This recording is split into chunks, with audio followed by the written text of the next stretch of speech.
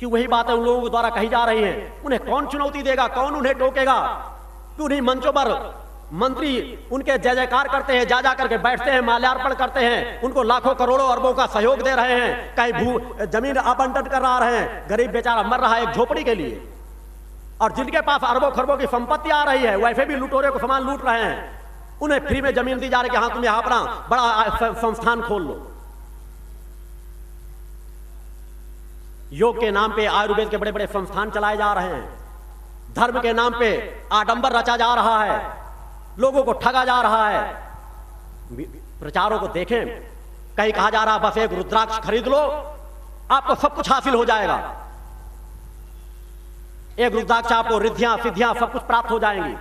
इससे हम रुद्राक्ष का भी अपमान करते हैं। हर चीज की एक सामर्थ्य होती है, हर चीज का किस तरह फल होता है, उससे यदि हम अतिशयोक्त करके करेंगे तो तुम्हारे रुद्राक्ष बिक जाएंगे। क्योंकि गरीबों को चाहे जिस तरह लूट ले लो, बेचारा कोई बेरोजगार है उसको अगर कह दो रुद्राक्ष धारण कर लोगे तो तुम्हारी तुरंत नौकरी लग जाएगी। बेचारा वैसे भी माता पिता कर्ज ले लेकर उसको पढ़ाए, वैसे भी हमारे राजनेताओं ने ऐसी अव्यवस्था समाज में फैला रखी है कि बेचारे गरीब और गरीब होते चले जा रहे हैं। जरा दुख दर्द समझना है तो उन बेरोजगारों के घरों में जाओ जिनके माता पिता रोज भगवान की पूजा करते हैं, अपने बच्चों को कर्ज अपना पेट काट काट करके पढ़ाते हैं, और जब वो डिग्री लेकर के आता तो सोचते कहीं हमारी नौकरी लग जाएगी। रोज इंटरव्यू के लिए भेजते हैं, आज यहां भेजते हैं, आज वहां भेजते हैं, आशा लगी रहती है शायद वहां पर हमारा बच्चा परीक्षा देकर के आया है, उसकी नौकरी लग जाएगी। उन व्यथाओं को जरा सोचो, विचार करो। जब उसकी नौकरी नहीं लगती, समाज में असंतुलन, अपराध क्यों नहीं बढ़ेगा? अगर एक बार नहीं 10 बार अगर वो हर जगह भटकेगा तो उसके पास धन अपना जीविकोपार्जन करने के लिए रास्ता बचेगा क्या? उसे धर्म से भी दूर रखा जाता है। राजनीति लुटेरों की तरह कार्य कर रही है। धर्माचार उन्हें ज्ञान नहीं दे रहे, धर्माचार उन्हें धैर्य का पाठ नहीं पढ़ा रहे कि धैर्य रखो, भूखो मर जाओ, मगर गलित अनित अन्याय धर्म से समझौता मत करो। अन्यथा आज तुम बेरोजगार हो, कल हो सकता तुम पढ़ने लायक भी न बचो। उस पर के सत्ता पर विश्वास रखो। अगर आज तुम बेरोजगार हो उसके पीछे तुम्हारा ही कारण होगा। भले राजनेता लूट रहे हैं तो तुम लूट इसलिए रहे हो कि कहीं ना कहीं तुम्हारे भी कर्म होंगे। अपने कर्म को सुधारो और आज अपनी ऊंचा आवाज उठाओ। क्योंकि कर्म केवल पूजा पाठ को ही नहीं कहते। अनित अन्याय अधर्म के खिलाफ अपनी आवाज को उठाओ। युवाओं के पास इतनी बड़ी शक्ति है कि राजनीति को बदल करके रख सकते हैं। और सकता है अधर्मियों और न्यायियों को अपने ओटो से उनको वह अधिकार मत दो। हर अपने अपने क्षेत्र में व्यक्ति लोगों को चुनो जो तुम्हारे लिए जन कल्याणकारी कार्यों के लिए कार्य करें। ऐसे धर्माचार्यों के सामने सर झुकाओ जिनके अंदर अपनी पात्रता हो, जो चुनौती देकर कह सकें क्या मैंने अपने इष्ट को देखा है, इसलिए मैं तुमको अपने इष्ट से जोड़ना चाहता हूं। अंत है वो परमहंस धर्म सम्राट ऐसे शब्दों को लगाना भूल जाएं। मुझे पूछा गया गुरुदेव जी धर्म सम्राट को संबोधन करते हैं। मुझे धर्म सम्राट संबोधन पे मुझे तृप्ति नहीं मिलती, मगर ये शब्द ही तुम्हें कहीं पिंच करें, तुम्हें कभी तो चीचा काटे कि मैं वास्तव में अगर अपने आप को धर्म सम्राट कह रहा हूं तो मैं चुनौती भी दे रहा हूं कि अगर कोई दूसरा धर्म सम्राट है वर्तमान में तो मेरा सामना करे। भगवान की जय। क्योंकि एक सत्य बड़ी सरलता से पूरे समाज के कल्याण के रास्ते प्रशस्त हो सकते हैं। यदि समाज में केवल एक सत्य उजागर हो जाए कि वास्तव में आजकल आध्यात्मिक शक्ति वर्तमान में किसके किसके पास है, जब भी हमारे हिंदू धर्म की रक्षा होगी तभी हम सब दूसरे धर्मों का भी मान सम्मान कर सकेंगे। अन्यथा हम भटकाव में भटकते चले जाएंगे, समाज पतन के मार्ग में चला जाएगा। टीवी में जो हम प्रोग्रामों को देखते हैं अपने बच्चों को समझाओ, उन्हें सुधारो, वह ज्ञान दो कि जिस तरह वो बच्चे पढ़ते हैं उनको लगता है कि शायद वो ज्यादा वैभवशाली रास रंग कर रहे हैं, पार्टियां दे रहे हैं, और चूंकि उसी तरह के चाहे जो न्यूज चैनल खोलो, चाहे जो प्रोग्राम खेलो, आम व्यक्तियों की आवाज कम उठाई जाती है।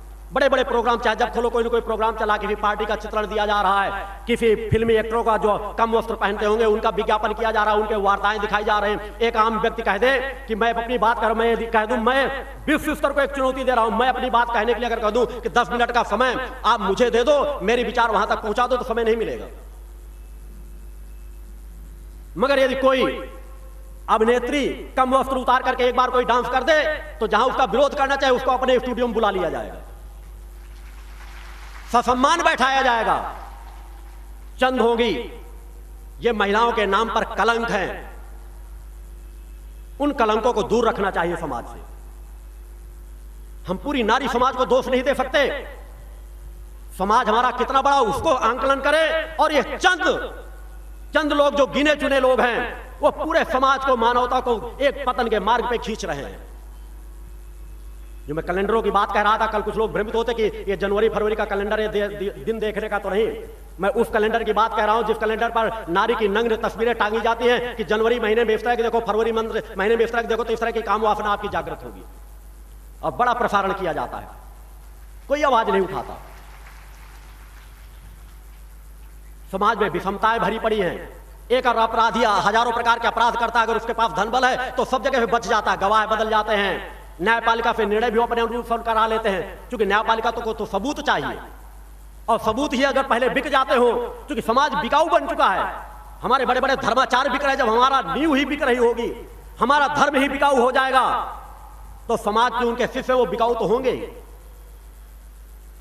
इसलिए सबसे पहले अपने धर्म की रक्षा करो, सर वहीं झुकाओ जहां तुम्हारी अंतरात्मा स्वीकार कर ले, और कम से कम वर्तमान में आवश्यकता है कि अपने धर्म गुरुओं से कहो, या तुम किसी से जुड़े हुए हो कि गुरुदेव जी, एक किसान परिवार में जन्मा व्यक्ति पूरे विश्व अध्यात्म को चुनौती दे रहा है, यदि आपके पास कुछ हो तो उस चुनौती को आप स्वीकार कर लें।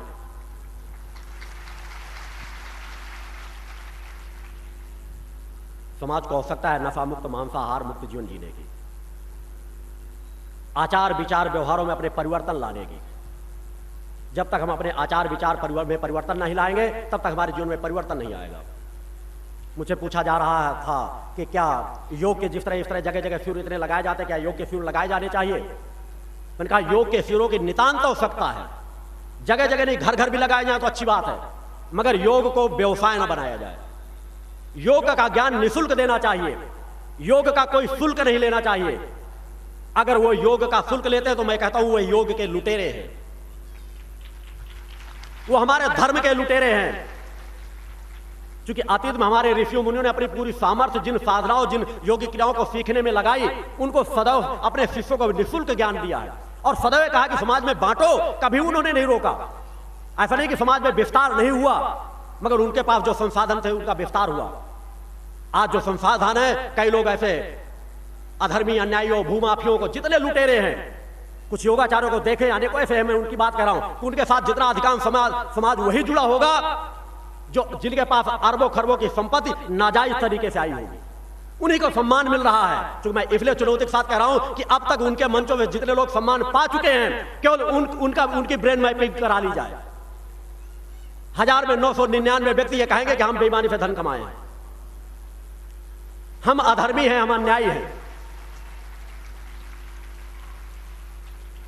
इसमें कहीं ना कहीं रोक लगनी चाहिए, कहीं ना कहीं विराम लगना चाहिए, और विराम आप लोग ही लगाएंगे, और वह तब लगाएंगे जब अपने आप पर विश्वास होगा, अपनी आत्मशक्ति पर विश्वास होगा कि समाज को तो हमने बहुत कुछ देख लिया, समाज ने हमें क्या दिया, मगर हमारे अंदर वह आत्म तत्व बैठा हुआ है, अलौकिक ऊर्जा बैठी हुई है। अब हम उसकी ओर देखना शुरू करें, अब हम उसकी ओर प्रार्थना करें, अब हमको जो कुछ हासिल करना है उससे हासिल करना है, और उसी के लिए आचार विचार व्यवहारों में परिवर्तन लाओ, नित्य साधना करो, सूर्योदय के पहले उठना सीखो।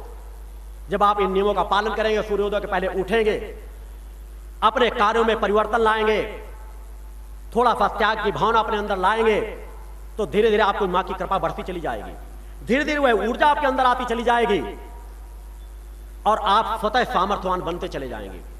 क्योंकि आपके जितने संस्कार जागृत होंगे, उतना फल आपको निश्चित रूप से प्राप्त होगा, उतने फल से आप वंचित नहीं रह सकते। आपके बच्चों में सद्ज्ञान पैदा होगा, आपके बच्चों में संस्कार पैदा होंगे।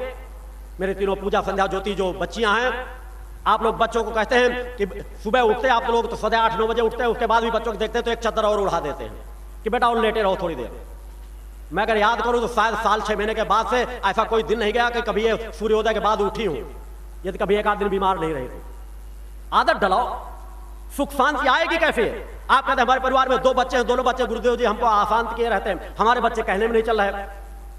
मैंने कहा मैं क्यों सुखी हूं? ऐसा नहीं मेरे पास धन संपदा का मार लगाओ, मैं तीनों बच्चों से आवश्यकता ज्यादा संतुष्ट रहता हूं, मेरे घर में सुख शांति रहती है। मैं पत्नी से संतुष्ट हूं, मैं बच्चों से संतुष्ट हूं, अपनी बच्चियों से संतुष्ट हूं। आप लोग पुत्रों की कामना करते हैं, मैं माता भौतिक चरणों में आराधना की थी कि चूंकि मुझे गृहस्थ में रखा गया, अगर मैं निसंतान रहकर कार्य करता तो लोग कहते हैं गुरुदेव जी निसंतान है, इसलिए ऐसी बातें कहते हैं। इसलिए मैंने मां के चरणों में चिंतन किया था कि अगर मेरे परिवार में जन्म भी अगर मेरे घर में आना है तो केवल पुत्रियों का जन्म हो। पुत्र और पुत्रियों के भेद को छोड़ दो, क्योंकि यही तो समाज के भटकाव हैं। जिस दिन तुम पुत्र और पुत्रियों में भेद छोड़ दोगे,